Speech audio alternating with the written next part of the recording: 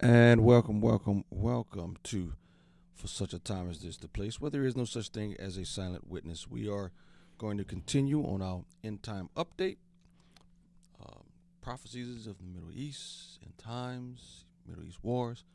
As always with Rick. Rick, how are you doing? Trying to keep warm. Well, you shouldn't live in Chicago in January. You're trying to do that. Well, I've tried to argue that with the Lord, but he hasn't moved me Yeah. any And other place. there are some who don't argue, they just leave. And we Yeah. have a few people in our congregation that leaves. Snowbirds, they call them, and they go down south because they can't take it, and I agree with them. But all right, we're here in Chicago. We are ready to rock and roll, looking at the end times prophecies. As always, we will look at what's the updates in the wars and the strife in the Middle East surrounding Israel, and then we will turn to our spiritual topic. Our spiritual topic is what is it? Zechariah 12 Zechariah 12, that Israel will be Israel the focal point of the world, in the be end the days. boiling point, a thorn in the world's flesh. At the end times. We'll see it. But our first video update. Rick, anything? Yeah, I've always our mediator Steve Witkoff. I forgot and I'm a Jared Kushner though. He's Jewish, but I've always been weary of Steve Witkoff, and I never knew why. But now I saw why we should be weary of Steve Witkoff, especially in these negotiations with Qatar. Here we go. Look, Witkoff has been a problem since the absolute beginning. Let's go back and learn a little bit of background. Witkoff didn't appear out of nowhere. Who is this guy? So, in 2013, Steve Witkoff, a New York real estate investor, purchased the Park Lane Hotel in Manhattan. Okay. And he purchased it together with a Malaysian businessman named Joe Low for $654 million. And their luxury apartment conversion plans for the hotel fell apart, and Lowe was exposed. Joe Lowe, this business partner of Witkoff's, was exposed for embezzling billions of dollars from Malaysia's sovereign wealth fund. So Witkoff found himself trapped. He had this financial quagmire. He was stuck with this investment, and Joe Lowe skipped town, and he was unable to unload the property. He was looking for $1 billion for it. Witkoff was forced to take out a $650 million loan in 2019 just to stay afloat. So Qatar's sovereign wealth fund came in and rode to the rescue of Steve Witkoff in August 2023, just as Trump's presidential campaign was ramping up. And they purchased the property for $623 million from Steve Witkoff. The timing could not have been more perfect, right? Trump's campaign was getting going, and Qatar purchased not just a hotel, but they purchased influence in Trump's inner circle. They purchased a good friend of Trump's. And this investment has paid off really well because Witkoff, who had good relations with, with the Qataris, and he was already a good friend of Trump's in the real estate community in New York. Trump looks at him and says, hey, he's someone the Israelis will trust because he's Jewish, but he has a good relationship with the Qataris. He's the perfect person to be my envoy to the Middle East. Well, Qatar bought their Steve Witkoff's influence, and I think the negotiations have always slided toward Qatar and Turkey and Egypt. did it say that he was Jewish? He is Jewish. Huh. Okay. Yeah, I don't know anything about Witkoff or Trump's inner circle, to be honest with you. So not that was interesting. I always wondered who he was and where he came from. Uh, But okay. Here's our second update. another negotiations with Witkoff leaving Israel on the outside. So it turns out that we're now learning that the main source of the pressure on Israel to move to phase 2 and open the Rafah crossing, here we have this report from just 2 days ago in the Times of Israel. Rafah crossing reopening was imposed on Israel by the Gaza mediators. Now, who are the mediators? The mediators are the Qataris, the Turks.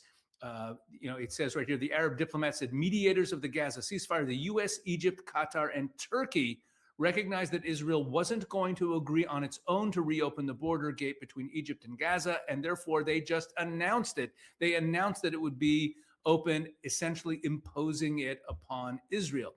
And then yesterday, so the day after that report came out, Steve Witkoff and Jared Kushner were in Jerusalem meeting with Prime Minister Netanyahu. And one Israeli official came out after the meeting and said that an Israeli official reportedly voiced sharp criticism of Witkoff. According to the Ynet news site, there's been anger in Jerusalem as the White House envoy pressures Israel to open the Rafah border crossing between Gaza and Egypt this week, even if Hamas fails to return the remains of Ran Gvili, the last hostage held by the Palestinian terror group. And he went on to say that Witkoff pushed for placing our big rival Turkey on the border. Okay. And Witkoff has become a lobbyist for Qatari interests. So, look, the issue of Turkey being on the border is a huge one. Israel cannot allow the Turks to have a presence on Israel's southern border. That is just an absolute non-starter. And the Turks are Israel's main enemy in the Middle East these days. They're Israel's main rival in the Middle East. And therefore, it's just not something acceptable to the Israelis to have the Turks there. And it turns out, and we know that there's been a lot of pressure, right? A lot of pressure from the Americans to. Yeah, but it seems like it's coming from this Witkoff, you're saying, Rick. Yeah. So what's interesting about the Rafah border? That's the Philadelphia border. That's the border between Egypt and Gaza. And so the next step in the peace plan was that Hamas was to be disarmed, and That was the first part. That was part of the first step, right? Hamas disarms. no, the first one was to get the prisoners and the dead bodies returned to Israel. So the second step was disarm. So the second step was that Hamas would be disarmed and non-relevant; they'd be gone, and then they would open the Rafah border. Now the problem with this is Hamas is still a strong political and military force in Gaza, and if they open the border, that means food, construction material, and weapons are going to cross the border. It wouldn't have been as much of a problem if Hamas was gone and the militants were gone, but Israel says, no way, we're not opening the Rafah border. As long as Hamas is armed. They may let some people through. No, stop playing games. I know, but it's just terrible. So, but Witkoff and it's not good for Israel as far as the direction that the United States is pushing. No. All right, here's the next update from the Middle East. The remains of the last Israeli hostage, Rani Gvili, who was murdered on October 7th of 2023 by the Islamist Hamas terror organization, has been located in the Gaza Strip and returned to Israel.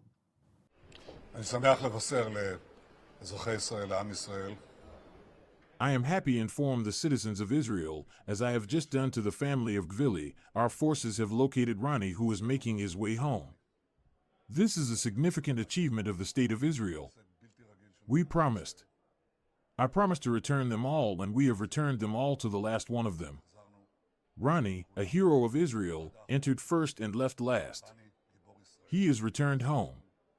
A great achievement for the Israel Defense Forces and the State of Israel, and also to the citizens of Israel who gave us the backing to complete the task. Rani is returning home.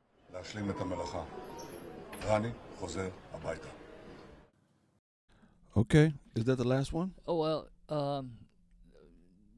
everyone thinks Hamas returned this body. Well, that is farthest from the truth. The Israel, through intel, learned that there was a graveyard where he was buried, but there was no, there was no designation who was buried where. The Israeli government exhumed 250 bodies to find him, and they, through the DNA and whatever they do, they found his body. But it was not because Hamas was cooperate. But all the dead bodies, all the live hostages have been returned. I never thought that would have happened, but praise the Lord for Well, that. they did. It's not like Hamas helped. You're saying, Right. So, They were not helpful yeah, yeah. So, in this last body, but okay. but they're all back, and that's very, very, very important to Israel, dead or Israel. alive. Yeah, yeah. All right, here's our last update from the Middle East. Here we go. Assembling of all this military hardware gives the President Trump a lot of military options of what he can do to help the protesters that have been assembling in Tehran and maybe more than 100 cities throughout Iran. And one thing that very many people need to know is what's happening there in Iran right now. That horrific numbers that are coming out just today or yesterday. The international, let's see, it was the International Center for Human Rights published results that perhaps as many as 43,000 Iranians have been killed by the regime, injured more than 350,000, and blinded more than 10,000. And just horrific stories coming out of what the regime is doing to the people there. I'll give you an example. There's a 17-year-old, one of his final messages, he said that it's time to say goodbye. Don't tell mom. Know that my only dream, everything I ever wished for was to see Iran free one day. And also Kimiyala Aliyazada, she's the first Iranian woman to win an Olympic medal.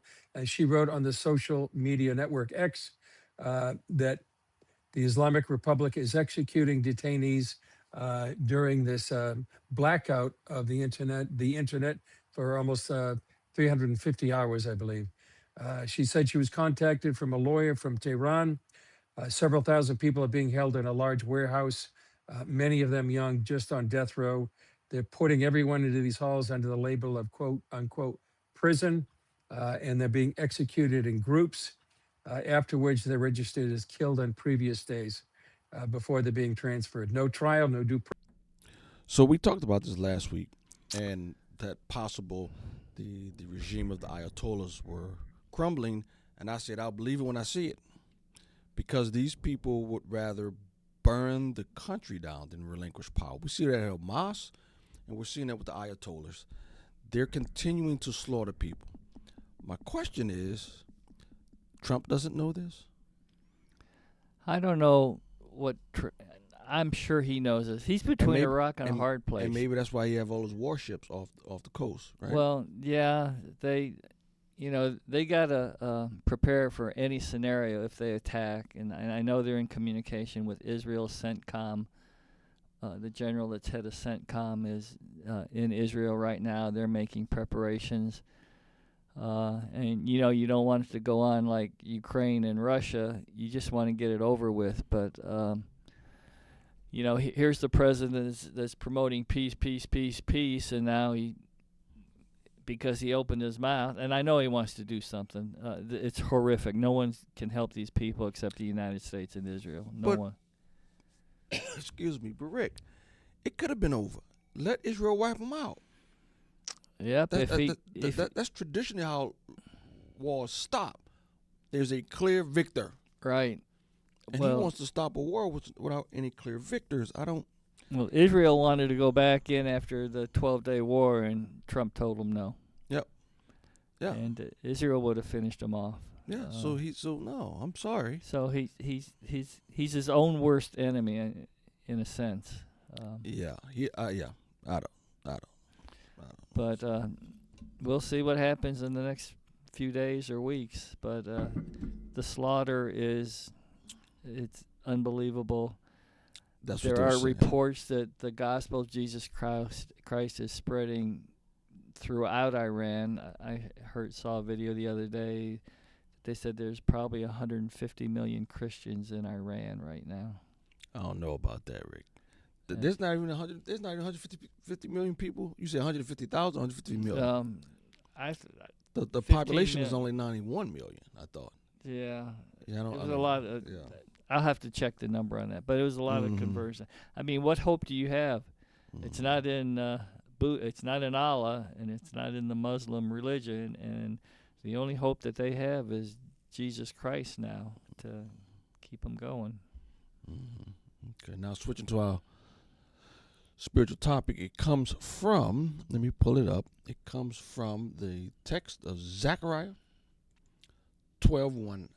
I'll start the oracle of the word of the Lord concerning Israel. Thus declare the Lord, who stretched out the heavens and founded the earth and formed the spirit of man within him.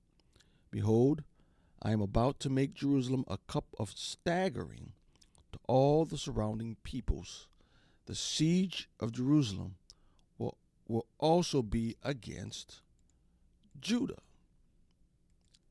On that day, I will make Jerusalem a heavy stone for all the people. All who lift it will surely hurt themselves, and all the nations of the earth will gather against it. So, was this fulfilled in 70 A.D.? I don't think you can say all the world came against Israel in 70 A.D. No. Rome came against Israel, and Rome came against Jerusalem, but all the world wasn't. But a heavy stone, all the nations, that is yet to be fulfilled. That is, I believe, pointing towards end times. And Jerusalem, as we read the book of Revelation and we read the prophets throughout the Old Testament, Jerusalem will be the center of the world when all that stuff goes down through the 7-year tribulation. Seems like there's going to be other nations, but Jerusalem's going to be the pivotal point. Seems like. So this little spot of land about the size of New Jersey has the whole world riled up. And yes, not all the nations of the world are coming against Israel right now, but Israel is a focal point of geopolitical politics. And, they're surrounded by 7 nations right now that are trying to destroy them. Mm-hmm. And Israel is a geopolitical center of the world. Yes, there is the war in Iran and there's the Russia thing, but Israel's always going to be in the forefront there because Satan wants to destroy Jerusalem, he wants to destroy their people, and he wants to keep Jesus Christ coming back from ruling and reigning in Jerusalem. Yeah, that's the way we see the scriptures. Jerusalem will be very central. Again, it's Daniel's 70th week. We're dealing with the Israeli people, the Israeli nation. It is Daniel's 70th week. All right. Thank you all for listening. Rick, thank you as always. Thank you, Pastor. Thank you all for listening. Till next time. Bye-bye. Bye-bye.